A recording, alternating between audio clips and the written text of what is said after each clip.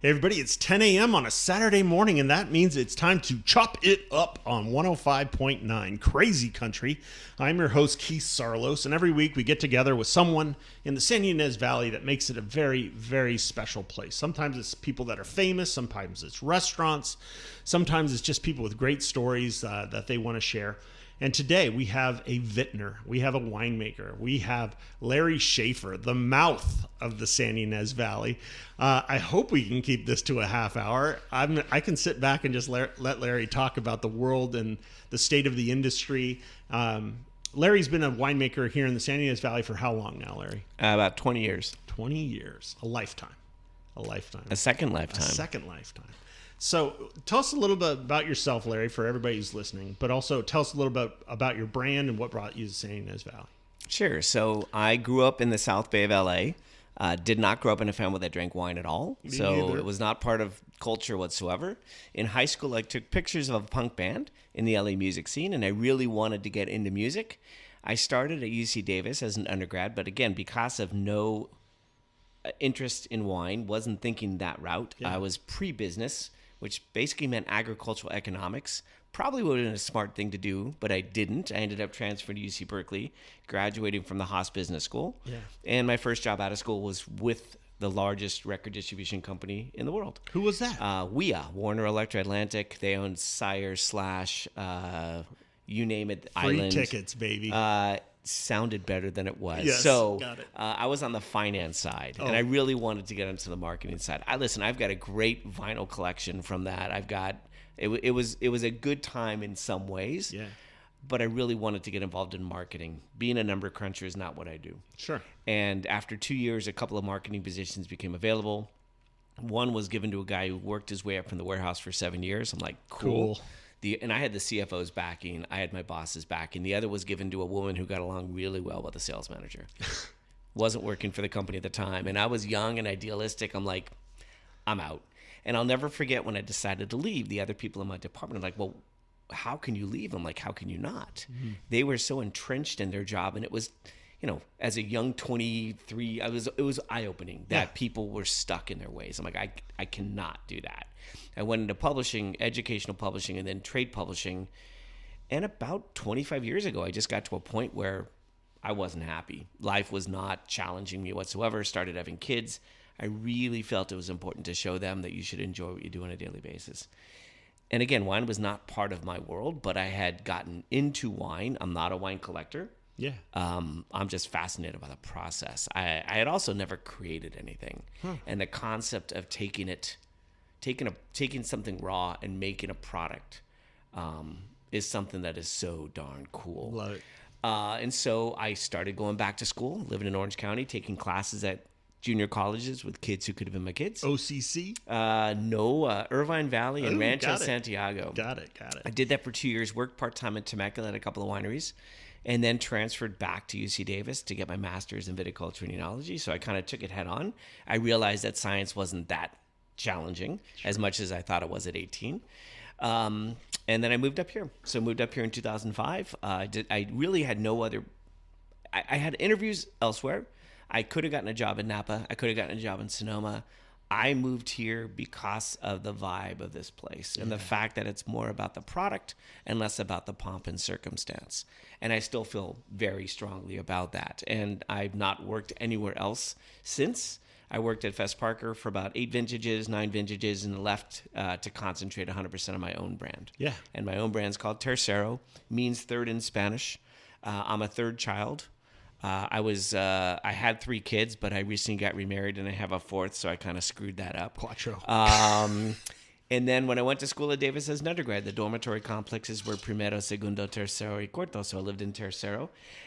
3 is not my favorite number. Any kid my age who played soccer, 10 was your favorite number because that was Pele. No one wanted to be a fullback.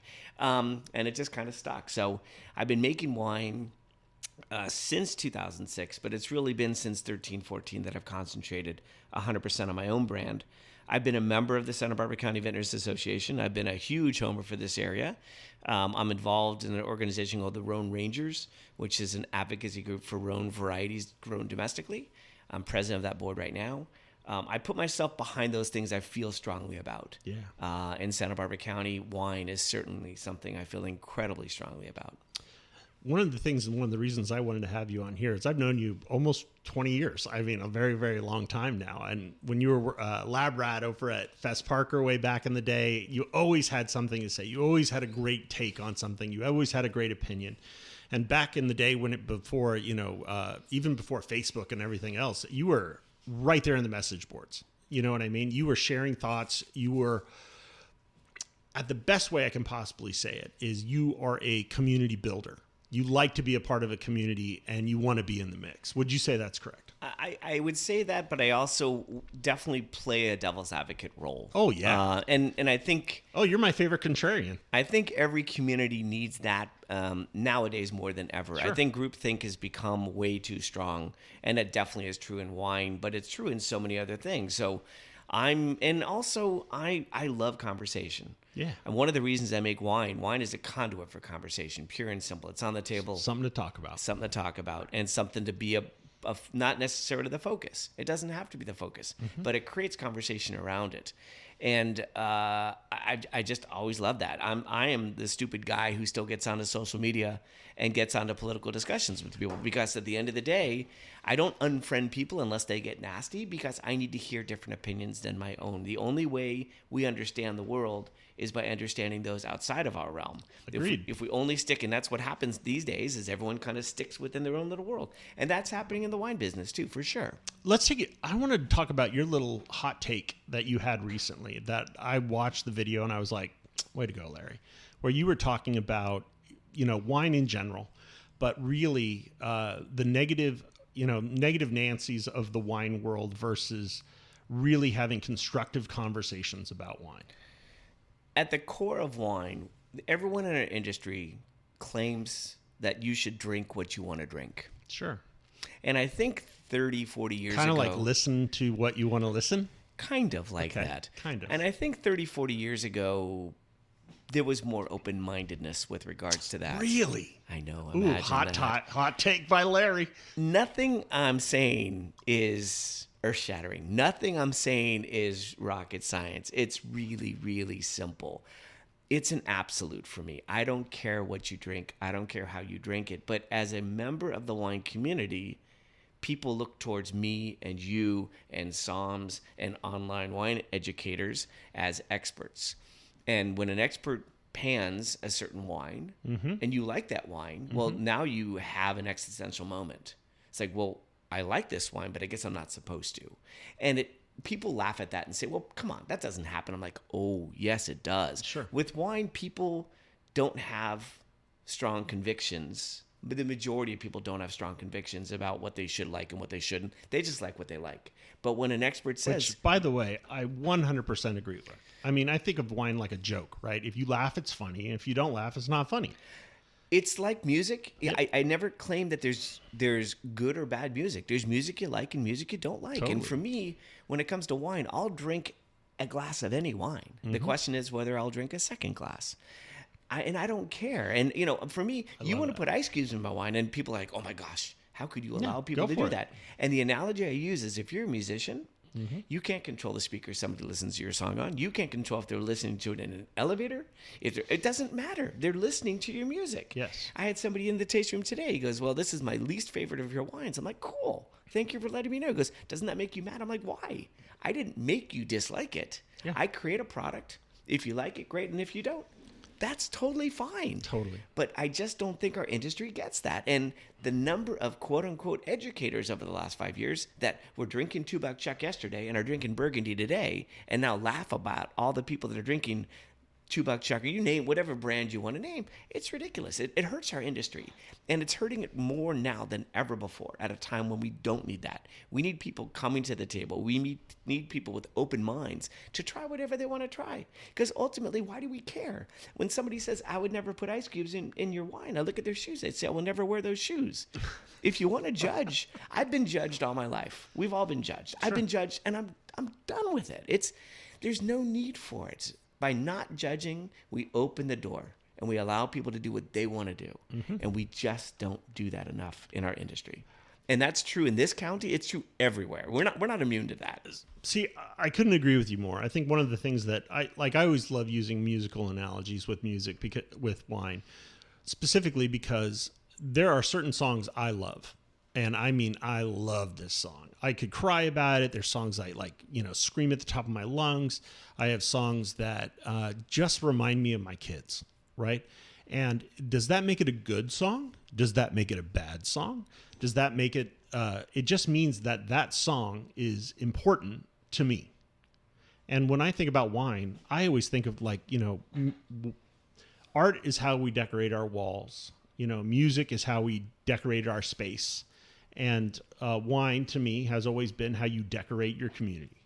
Like if you're sitting around a table with 4 people and you love them, you judge your friends by the wine you serve them. I mean, that's a harsh reality of quiet.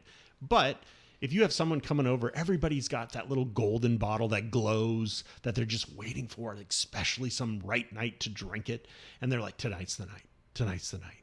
And they open it for their friends that maybe they haven't seen in years. They want to have a great night, and they want to make that night memorable, that meal memorable, the people they're with.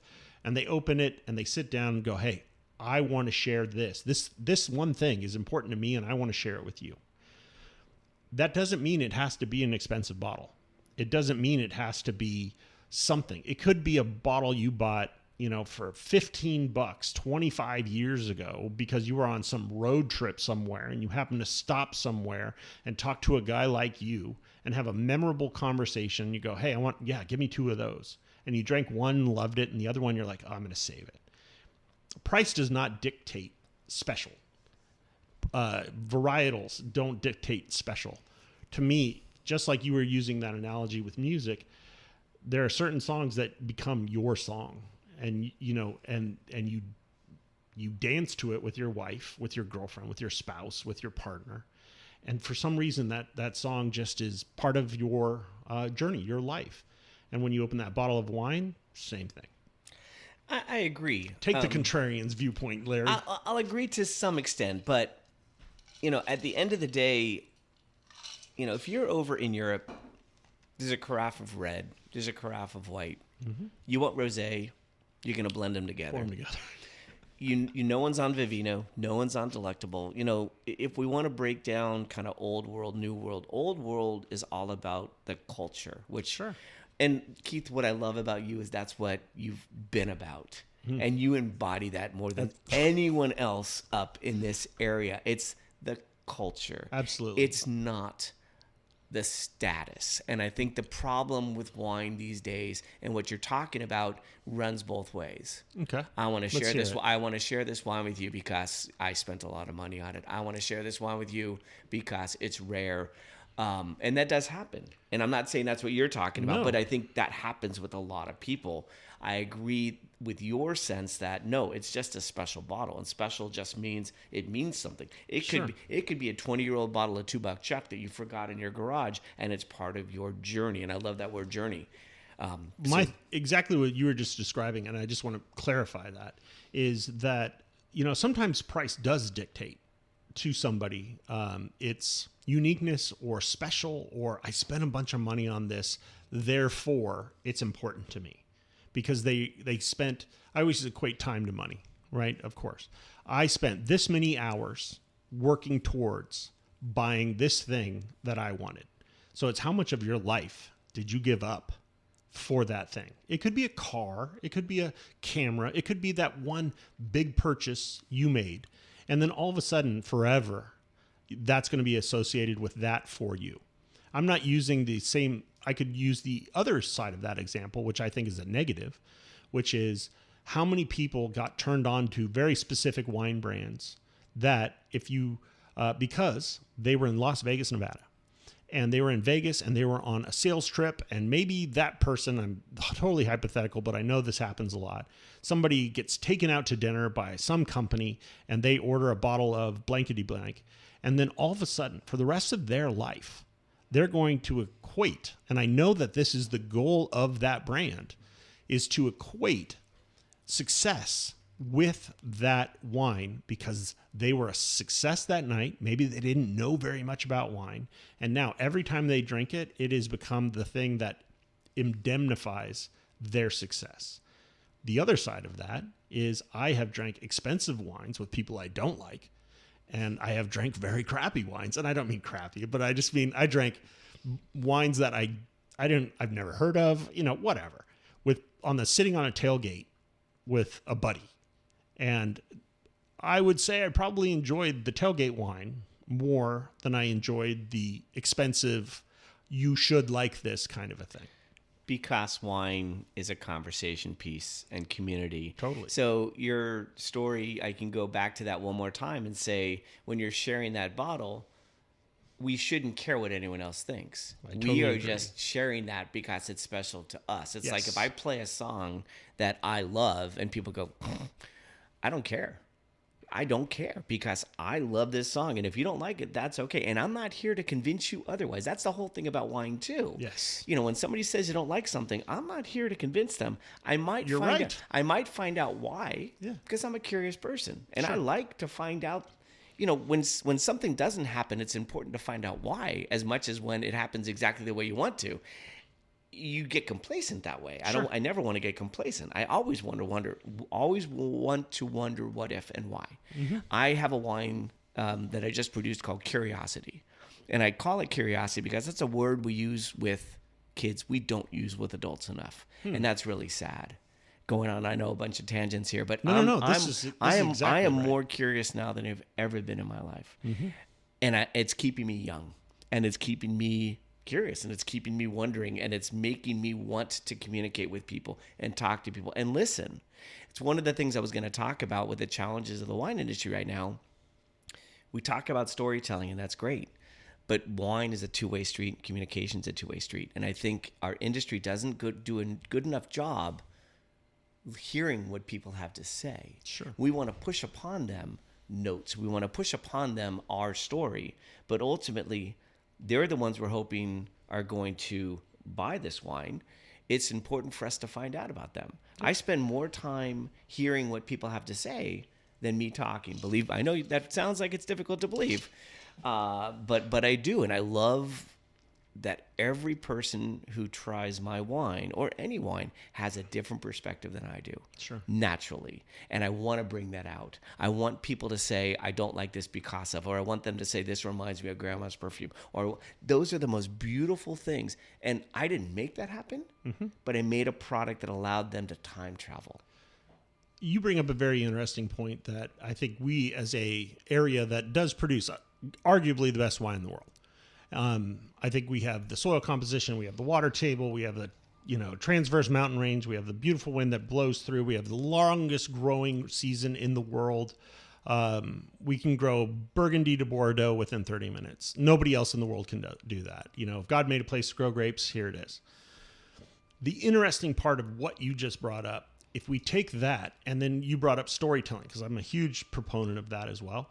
One of the things I love pointing out is that if you go to any winery in the Santa Barbara County, we have per capita the smallest amount of corporate wineries in any wine region, I think, nationwide. And would you agree or disagree with that? Hard to say, but definitely lower than those north of us. Sure. But I'd have to look into that. But yes, we have a lot of grower operators here. Yeah. We have a lot of small wineries here that are not necessarily. We all need to make our money, but we're not necessarily in it for the money. I tell people all the time, if all I wanted to do was make money in this industry, I know exactly where I go. I know exactly the type of wines I produce. I would be unhappy doing that entirely. Soulless commerce. And listen, but I have no. I respect those people as well. Sure. I'm a fan of the business of business, and everyone needs to succeed. And the fact that large corporations do what they do and market what they do allow me to do what I do. Sure. Because they create a market for our product. Totally We agree. differentiate our product.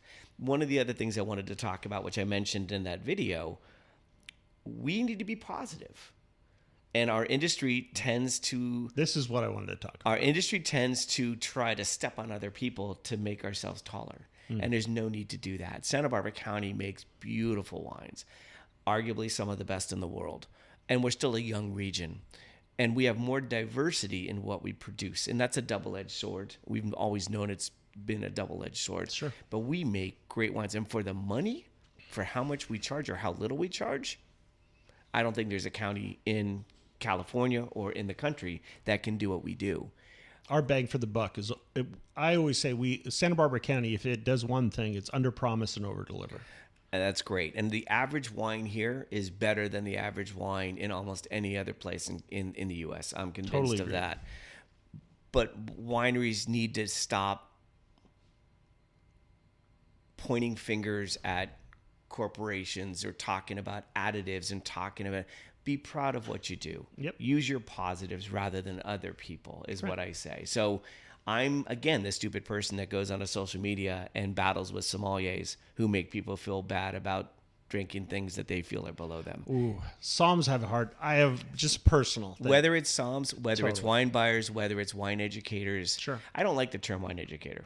And the reason I don't is you go to a brewery, you just drink beer. Yeah. You go to a cocktail bar, Oh. you just drink cocktails. You go to a winery, somehow you need to go to school. Yes. And there's a problem with that general concept because that's what makes wine seem more pompous, that you need to learn this foreign language. It's one of the things I really strive to do. I had accountants in my tasting room earlier today. I said, let's talk LIFO and FIFO. Let's go. Yeah. You know, if I have an artist, if I have a musician, I'm going to talk instruments. Sure. I'm going to talk genres. We as an industry need to not make people learn a foreign language to enjoy wine. We need to be as relatable as possible. And one of the things that you brought up beer for a certain, as an example, and I think one of the most interesting parts of wine in the last 20 years, right, is the wine snob has dissipated and the beer snob has elevated. And I know enough friends who are in the beer industry, and he goes, dude, you thought wine guys were bad? Wait till you meet a beer guy, because they are very, very vocal. And one of the things I think if we're going to talk about positivity, I think one of the things that Santa Barbara County has done a fantastic job of is having people like you, like me, who are in their tasting rooms, right? Your name's on the sign. You're probably in the building. Santa Barbara County, to a certain extent, has a huge proportion of people that are owner-operators that are making enough money that they get to eat and live, hopefully provide a better life for their kids than they have, live in a beautiful place, and hopefully we get to do it again next year. The part I love is how many people have found Santa Barbara County and then come here, and maybe we're the first place they've ever gone, right? And they go to 3 or 4 different tasting rooms over the course of the day. They shook hands with the people that made it. They heard the stories. They had conversations. They laughed. They did this, that, and the other. And then maybe go to another wine region. And they're like, oh, this is different. And you go, what was different about it? And they said, I just felt further away. And I love that term, further away, because we are right there on the curb, I think, in Santa Barbara County. And one of the things I am very positive about is not just the quality of wine, but the people who encompass Santa Ynez Valley, where you go to anywhere. You go to restaurants, you go to hotels, you go to wineries, things like that. The mom and pop shop is still very much alive and well in the Santa Barbara County wine region, from hotels, restaurants, everything, top to bottom. And those are the people who are like, no, I love doing this, and I'll show you why I love doing this. Do you agree? I'm having you on, so For the most part. There we go. I think that there is. I think hospitality in the Santa Ynez Valley is an interesting topic in and of itself. Taking it out of wine, but even put it into wine, there's a challenge there. Sure. I think that some people have great experiences and other people not so great experiences up here. Sure. Some of it is expectations. Yep. But for the most part, I think we do set ourselves apart in the personality of the region. Well, there is a difference between realness and hospitality. Those are kind of two different things. The best people do both, right? And that is a That's a tough one. you can't train that. No.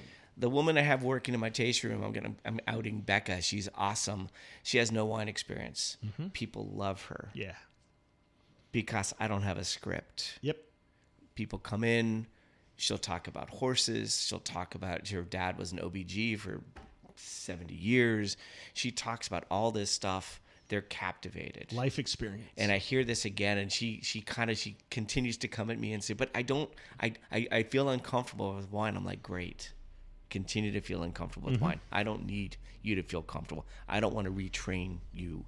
I hired you, and we have you because of your personality. Yep, because of you. Because of you. Because you are a unique individual. We need more unique individuals. But that's incredibly rare in wine. It is because when we're hiring somebody, we're looking for somebody who has experience and somebody who's going to sell. How many wine club sales did you do today? Yeah. I don't care. I'm in this for the next 30, 40 years. I'm going to be okay. But the last thing I want to do is make somebody feel uncomfortable or push them. I think you brought up wine club because I think, that's kind of a little bit of our bread and butter of any industry, right? Where it's like somebody comes in, they like you enough to join, right? To sign up. The beauty of that is, and you have tons more information than me. I mean, I know what's happening basically within my walls, but Rhone Rangers have been around the industry a long way. Do you think Santa Barbara County has a higher proportion of people that stay in wine clubs longer, or do you think there's a high turnover? I know that's a little bit inside baseball, but my gut feel is people stay a lot longer. I think it's changing. I think wine clubs in general are changing as people are not wanting to stay committed to a lot of things in life these days, unfortunately. And I think that wine club is one of those things that somehow becomes, a necklace or something around them that are like, I don't know if I want to wear this all the time. Fair enough. And there's a lot of wine out there. And so I think historically people are like, this is a great way for me to continue to have a good supply of wine. But compared to 15, 20 years ago, there's just a lot more places to get wine. Sure. You can go into a Total Wine. You can go into a Costco. You can go into a Bevmo. You can go into whatever and pick up wine, including local wines. See, that's where I think, for me, and this is just me being a little bit more editorial, is like, I think the world has gotten to this place, and there are leaders in this, right? And one of the leaders I always look at is the people who come up who like wine, and they're going to go, they want to go wine tasting today, and they want to check out some stuff, right? It's like shopping, right? Those people that come into a tasting room, and we get to talk to them, and they're like, hey, I like this, and I like this, great, right? There's a huge difference between that wine, which is not a beverage, in my opinion, and walking into a Total Wine and picking something off of a shelf that you have very little connection to. I see that the wine consumer, or the people who are really out there that say, hey, I bought this, I love this, I want to share this with you, are people who are making their purchasing decisions based upon connection. And things like, go back to music yet again, right? We're on a radio station. This is one of the last independent radio stations in California, right? People are hearing songs right after this on the radio that they're listening to it. Maybe they're going to go buy the album. Maybe they're going to go make a next step. Maybe if that band is coming to town, they're going to go see them. But there's a lot of other places that people heard the band at that little radio, at that little show somewhere, and they go, man, I really like this. This is good. And they go, this is special to me. And then watch those, I'm bringing it full circle, and watching those bands, maybe more and more and more people find out about those bands or artists, and they become more and more popular. And this is the challenge for Santa Barbara County.